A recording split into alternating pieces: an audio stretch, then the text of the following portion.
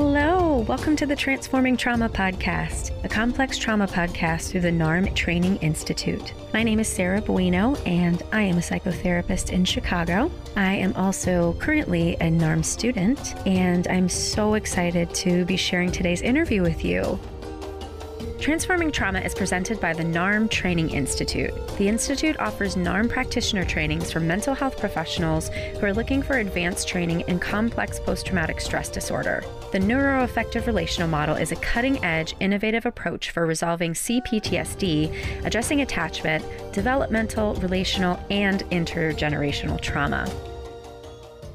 Today's guest is Gina Essex, and Gina has been in private practice for over 15 years, working with adolescents and adults who've experienced developmental and complex trauma. She has a special focus working with first responders, primarily individuals in law enforcement, along with firefighters and paramedics and their families. In addition to her full-time practice, Gina is a master-level NARM therapist and senior training assistant for the NARM Training Institute in North America. I really hope you enjoy my interview with Gina Essex. Hello, Gina. Welcome to Transforming Trauma. How are ya? Hi, Sarah. Thanks. I'm doing great. I'm happy to be here and I'm excited.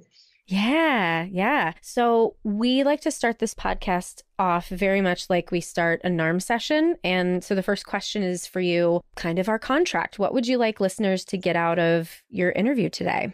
Well, I guess I'd like listeners to walk away with a better idea of how complex trauma affects humans, specifically a deeper understanding of how the effects of trauma changes humans and why it's so important for everyone to know that the effects of trauma can be healed over time, that there's hope. So maybe a good place to start is, we're doing this podcast to do just that, really kind of give more of a broader understanding of what trauma is, what complex trauma is specifically. So how do you define complex trauma for yourself? Well, because it's complex, it makes it difficult to define. In a broad sense, I would say complex trauma is a profound misattunement in childhood where the environment's unable to meet the needs of the child in sometimes in chronic ways and to different varying degrees. And depending on the degree and the type of abuse or neglect or misattunement, the developmental trauma can be an outcome. And then that coupled with events that are either perceived life threat or actual life threat of a person, whether it be a child or an adult, whether it be chronic or acute. It's oftentimes the combination of both of those together because it's the meaning a person makes from the things that have happened to them or to their life or how they take themselves to be. And I think that complex trauma is a culmination of those things. Yeah. And I think for me, Gabor Mate was the first person I heard say that trauma isn't necessarily the thing that happened to you. It's the way that we make meaning out of the thing that happened to us, or it's the failure of the environment to respond in a nurturing way. Yep. I would say that is a great way to make a very broad category a little less broad. Yeah. Well, I'm curious what led to you working with complex trauma and specifically NARM. I mean, we haven't even really introduced who you are yet. So if you want to take that time to kind of share with us the work that you do and then specifically how you came to working with complex trauma. Sure. Let's see, where do I begin? Right. Where do I begin? Right. Yes. Okay. In 1998, I switched careers and I was pregnant with my second daughter and decided to stay home for a while. And I had been a personal trainer and a nutritionist for quite some time, and I became certified in those two things. And so I did that as a part-time hustle while having my second child. And during that time, I had many clients who wanted to make changes, behavioral changes, lose weight, get healthier, etc. We would lay out a plan. They would begin to make progress toward their goal. Then they would stop. And it was this thing that just continued to happen. So I wanted to know why. that's where my motivation was coming from, is if people say they want one thing, why are they doing another? That is the existential question, right? Right, exactly. Right. And so, including myself, Yeah. I'm not out of that at all. So that's what piqued my interest. I went to graduate school. I worked in a general practice clinic, a medical clinic with a group of nurses and doctors, and I was the behavioral health consultant. And so I learned a lot about how autoimmune diseases and diabetes and a variety of medical conditions also seem to have a component of this wanting one thing, not getting it, and or trauma in the background from their history with the autoimmune diseases. And again, I was interested in that, and I wanted to know why, like, what is causing this? I wasn't so interested in the medical model of eliminating symptoms, although that was important, or managing symptoms, and that was important. I wanted to know what was causing them, which is not real popular at the medical model. Wait, doctors didn't want to listen to a therapist? That's shocking. No offense, doctors. Right. No offense. And really, at Grand Rounds, it was consistently said to me that was anecdotal information I was bringing, which, oh my God, not evidence-based, which is true. It was just my experience, but that fueled me to continue. I graduated in 2005 and began my private practice then. And throughout that time, I just learned while I was with clients and going through my own therapy, and also just wanting to know more about why is it that people want something. And I'm pretty sure that they're capable of getting it, and they start to get it, and then they don't. And so another thing that happened throughout my private practice was people would say, I know I'm not bad. I know it intellectually. I understand I'm a good person. Then why do I feel so bad? Exactly. I had that same question to my therapist, because I was like, I've got really high self-esteem, but why do I feel like crap all the time? Exactly. Yeah. Yes. And so that was just the ongoing things in the back of my head that I wondered about and wanted to know more about, and continually searched for through, going to some different classes at universities, or going to some postgraduate certification, or reading or what have you. And I just could never get to, nothing ever quite could answer that question. Right. So then one day, a client of mine mentioned the term developmental trauma in 2013. That's what I said. Tell me more, client. Right. And she didn't know much about it. She just said something about that term, and she didn't know about it. She heard it. So I was literally sleeping, I don't know, a week or so later, and woke up, couldn't fall back to sleep. And that popped into my head again. What is this developmental trauma? I Googled it. And Dr. Heller's book, Healing Developmental Trauma, popped up. Exactly. So I read it, which is unusual for me, because reading was something that was, I tried to do, but a lot of these books they have a lot of big words, right? And so they're not very accessible. Right. But I literally read his book within 2 or 3 days, because it spoke to what I was searching for. Exactly. And it made sense. And then I thought, I need to find this person, or I need to get more information. So then I contacted somebody, I can't remember who. They told me a training for the NARM training was going to be happening in the Bay Area in a few months. And so I live in Michigan, and I signed up to go to California 6 times over the next 2 years to become trained, because I knew that there was something here. Yeah. And if not, I was going to be in California in the sun, and that's great too. Right. Yeah. If it sucks, I'm in California. That's great. Exactly. Right. Oh, it's so serendipitous. I find a lot of the times the things that I stumble upon, I don't even remember how I found them. It's just kind of divine intervention, like plops them into my lap. And it sounds like that's how this happened for you. It's so cool. Yep. It's those little inklings that, or little hunches, or just little nudges that I feel internally, and I follow them when I can. So since 2013, you started your training?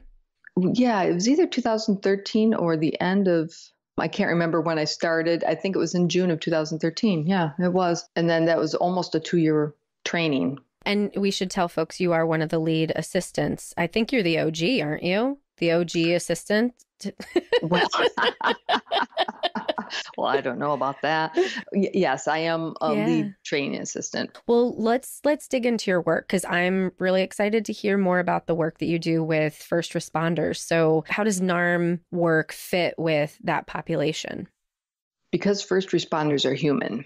That's what? mainly. Oh. Yes, I know. That is the word on the street. And I'm here to confirm it's true. Mm-hmm. And what I have found, and of course, this is anecdotal information, Sarah, by the way, because it's clinical knowledge, right? Right. But what I have found is that it seems as though people who work in law enforcement, in firefighting, emergency services, paramedics, military, that these people run toward danger. They run toward life threat. They see life threat. They experience sometimes direct life threat, either by an accident in a fire situation or by when they're doing their job, providing medical help for people. Sometimes they're in danger. And then also, of course, law enforcement who, the criminal danger that they sometimes are in. And so they're trained to go against their normal human instinct to get away from danger.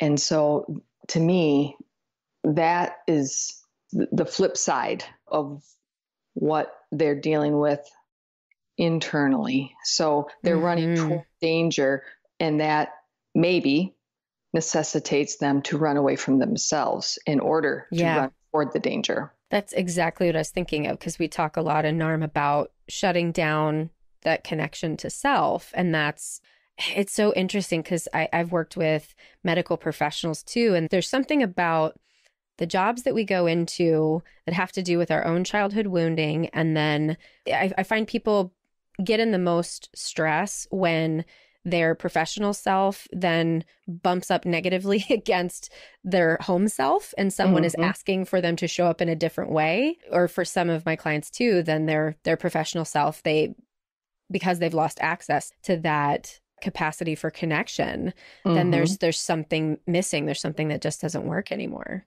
Right. And oftentimes they will be more connected with the people at work. Right.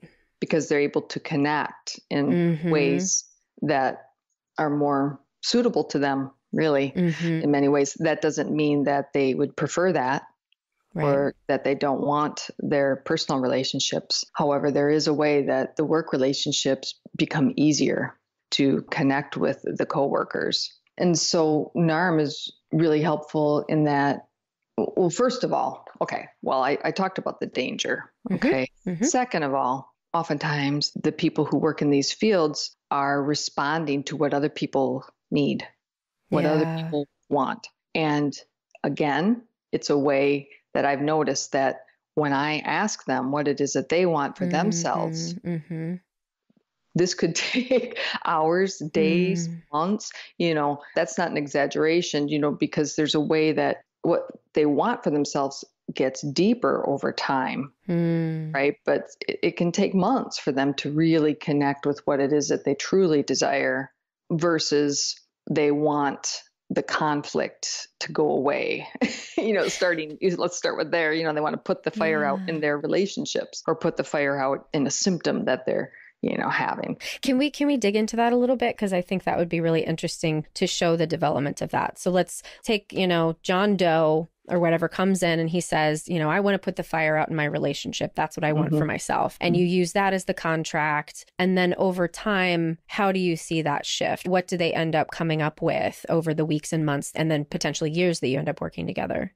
Well, what I would say to John Doe is I would explore what's fueling that fire that he wants to put out. I would definitely be contracting around what's fueling the fire, or exploring it. And I'd be spending a lot of time around, and what would it be like when the fire's out? Right.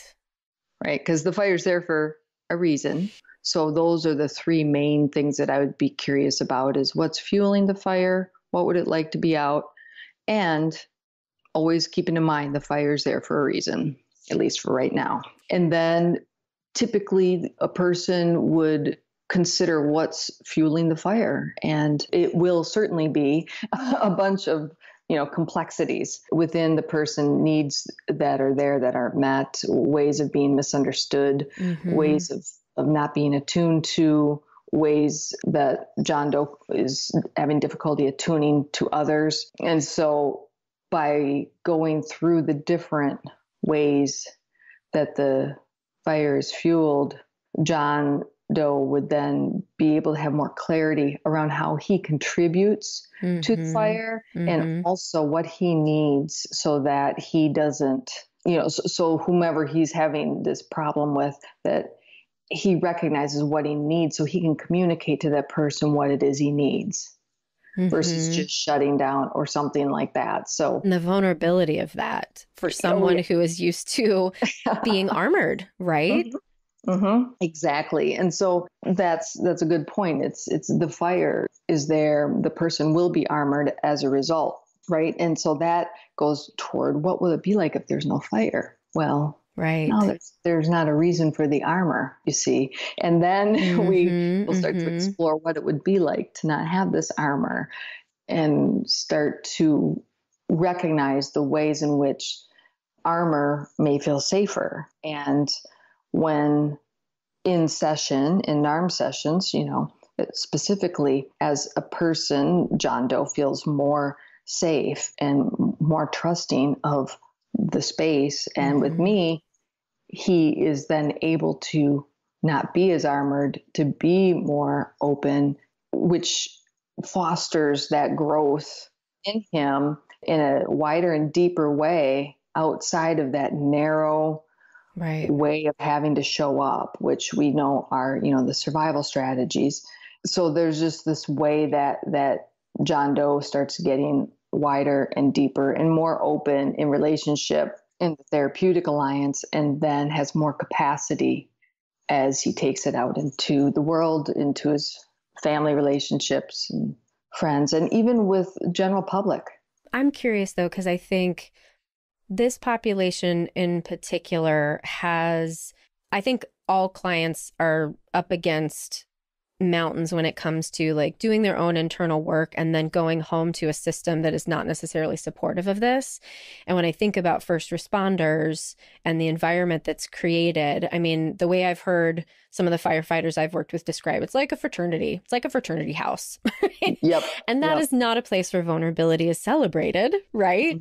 So how have you seen people shift given that it's not necessarily comfortable for them to use these skills in their relationships at work or maybe their families or whatnot? Oh, that's a great question. What I've noticed is in the support group that I started with 2 officers about 2 years ago, 2 retired officers, there's a way that as the group of, in this case, I guess they're a group of officers, and some of whom worked closely with each other, and some of them just knew of each other from the same department. And what we would do is I would do a NARM session with one of them, and the others would observe.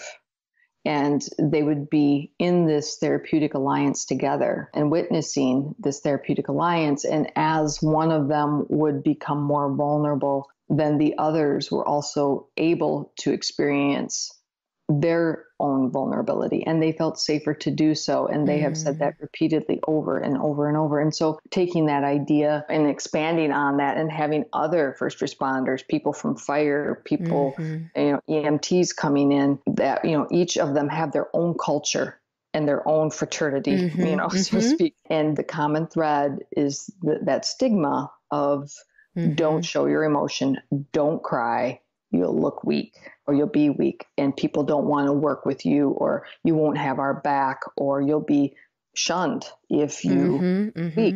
So what we're doing is going directly against that stigma head on.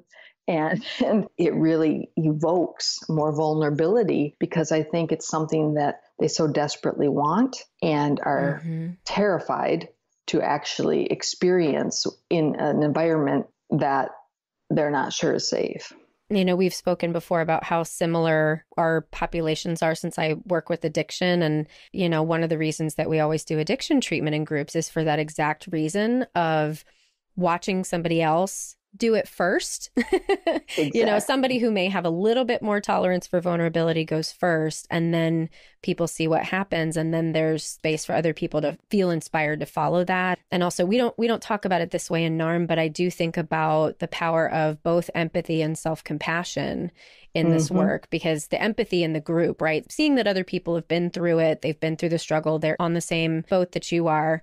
And then what NARM really does is I've seen it elicit self-compassion. I think that's the best way to put it, because we're not trying to draw it out. We're not trying to make it happen, but it just happens as a result of calling on that connection to yourself and your agency. Yes. Yep. I agree. And another area that seems to evoke self-compassion, especially in the group setting, when there's an NARM session that happens, and then afterwards the observers, will describe what their experience is. And most of the time they want to help, right? They want to do something because they're watching this and they see that this person's really having some strong emotion or struggling. And just by them saying that out loud, that, that they were noticing their own experience and they wanted to help so-and-so, John Doe, who's in the chair, in the hot seat, they call it. Of course they do. Yeah, of course they do, as I do the voodoo or whatever they say. Right.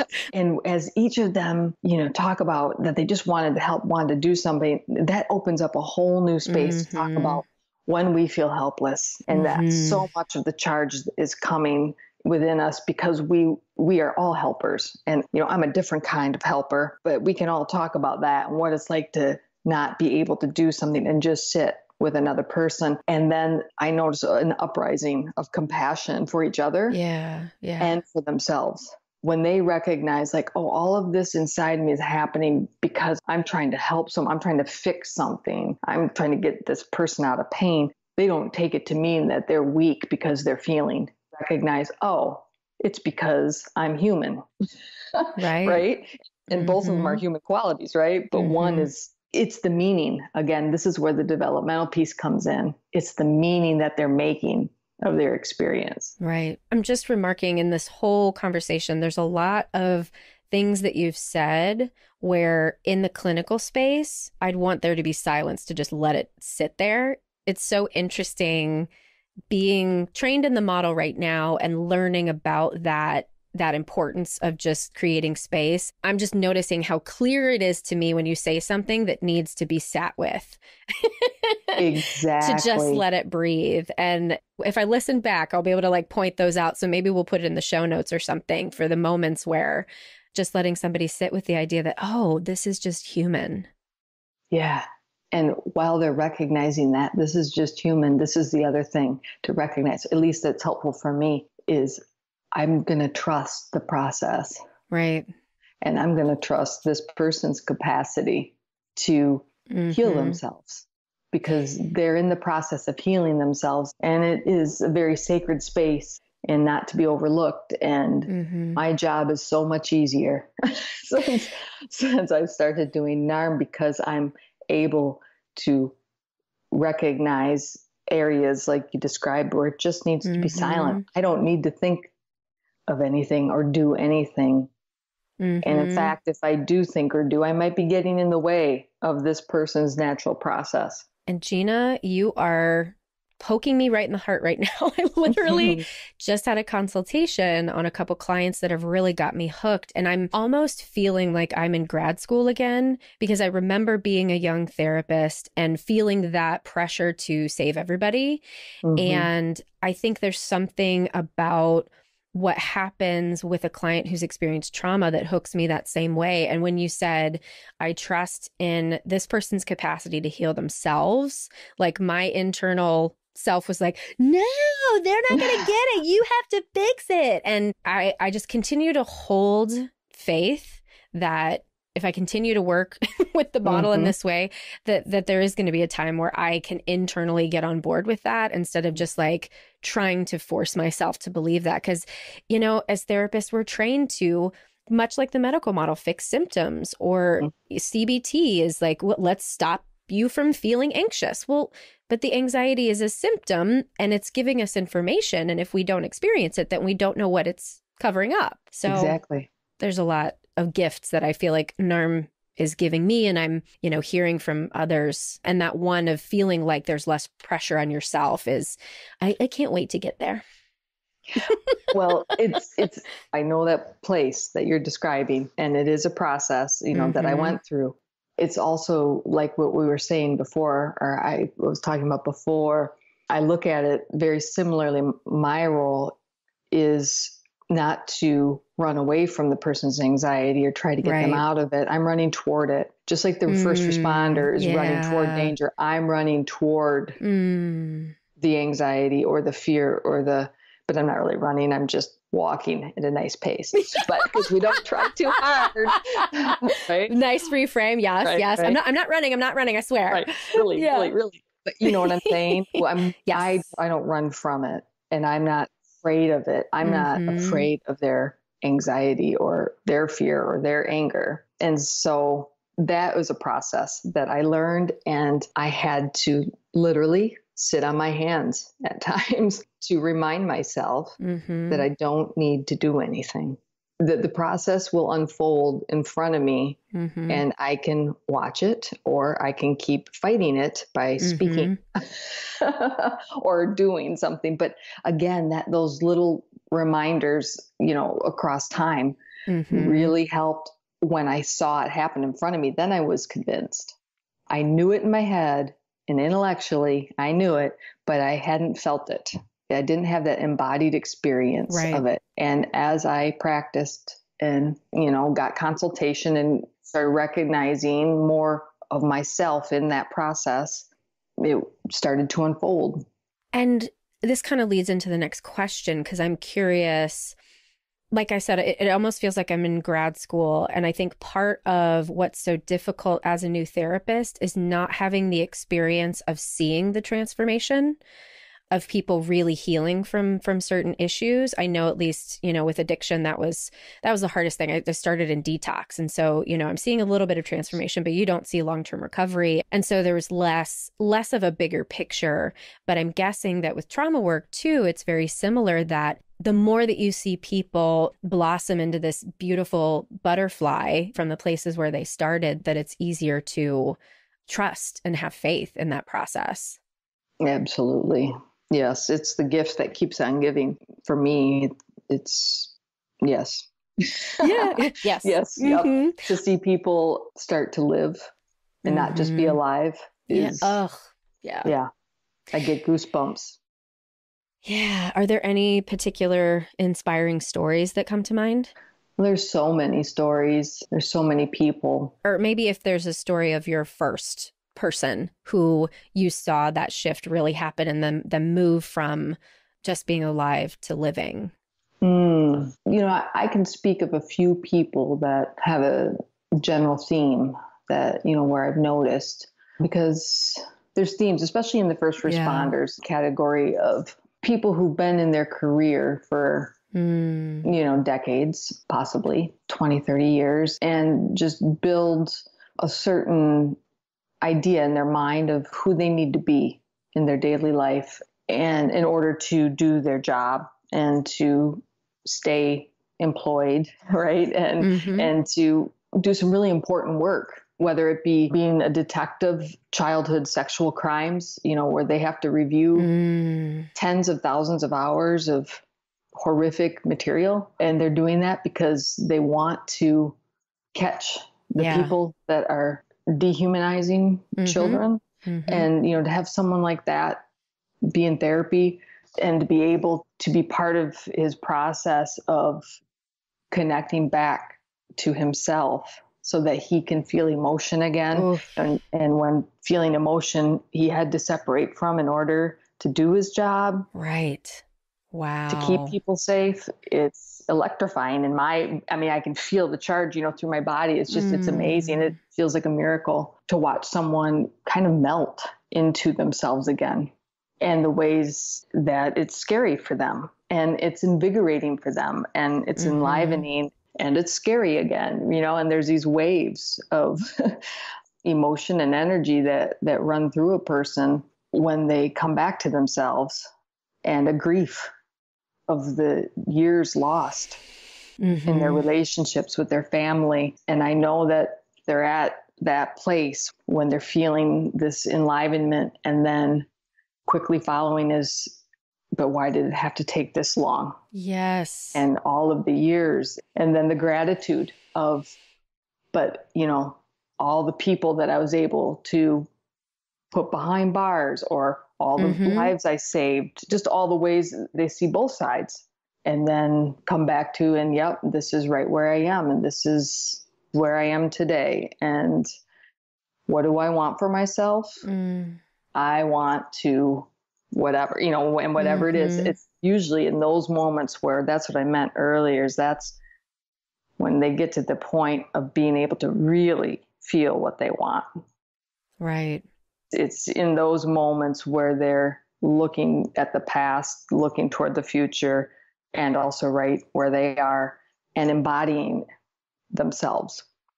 And it's just making me think, particularly for this story about someone who's been a detective and catching bad guys, essentially, to offer the experience of holding all of the complexity, right? Holding that, yes, there are people who've done really bad things in the world. And yes, I've had to disconnect from my emotions, and it took so long. And then being grateful for all these things.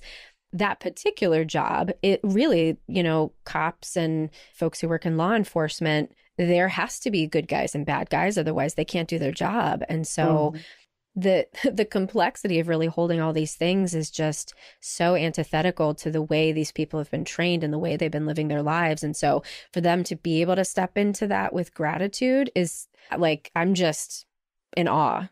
It's amazing work they're doing. It feels like life transformation right in front of me. And I am so honored to be able to do this work with people. And it's humbling. I feel honored, and it's great to be able to help, because it's the most rewarding thing that I have ever experienced in my career. Well, and we're coming close to the end of our time together, but last question, of course, is like a big question, but you talked a little bit about the relief of pressure that you feel as a therapist, but I'm also curious if there's anything else that you've learned for yourself working with complex trauma, working with NARM specifically, that has helped you, that you would want to share with other folks. The pressure piece is a big one, because I know it's just one word, pressure. However, it takes many shapes and forms, and it's very complex. So there's ways that I learned that I can actively pressure myself or passively pressure myself, or in different roles I'm in, as a mom, as a friend, as a partner, in my job, in my career. So the pressure piece is something that runs through my veins, that I know in my bones. And so literally it has helped me in so many ways, just to recognize that I'm pressuring myself. That doesn't mean I'm not going to pressure myself. It means I could if I choose to, or I can choose to do something else. And so that opened up a whole new world of options in every facet of my life. And that really is what underlies most everything, I think. Now, as I'm thinking about it, because the pressure to know, the pressure to do, the pressure to be, when you take that out or open that up for consideration, having to know, having to do, or having to be can be very different. and so it's changed me. I have changed myself as a result of recognizing what I was doing, to myself unconsciously. And it's beyond words, really. That's what I find is so difficult about explaining NARM as a model, is because this is really getting at the deepest parts of the way that we've been wired. Sometimes there is no language for it. Yeah, it's the more that I have been in this process of NARM, learning NARM, of being a teaching assistant and practicing it, and just living my life through the lens of NARM, the more I realize I don't know, which in the past, pre-NARM, that would have been with that idea or that understanding that I'd have, that I don't know as much as I thought I knew, I would apply more pressure to myself to know. That's exactly what I was thinking. I was like, I'm terrified of that. Yeah. Yep. And now I realize that, and it's been true all along. I've never known, right? But now I'm able to recognize that, accept it, yeah. Feel relieved by that. Yeah. So nothing's changed other than I've accepted that, and I don't pressure myself to change reality. And I don't know how you feel about this term, but for me, that feels like a spiritual awakening. Yes. I'm a different human being today. Well, is there anything else that you wanted to share with listeners, or anything that you wanted to talk about as we close today? I'm really honored to be here talking to you, and excited about what's in the future for you and for me and for everyone that's involved with NARM, past, now, and future. Yeah. It's exciting, and I'm looking forward to taking it around the world with you, Sarah. Yay! My bags are packed. I'm ready to go. Well, just to kind of circle back to your intention for today, to helping people get a better idea of how complex trauma affects people and a deeper understanding of how people can be healed, I think you nailed it. Well, I hope so. Complex trauma shows up in so many different ways that are covert and overt. And the more we can recognize it, the more we're able to approach it in a way that, moves towards healing and not isolation, hopefully here. Right.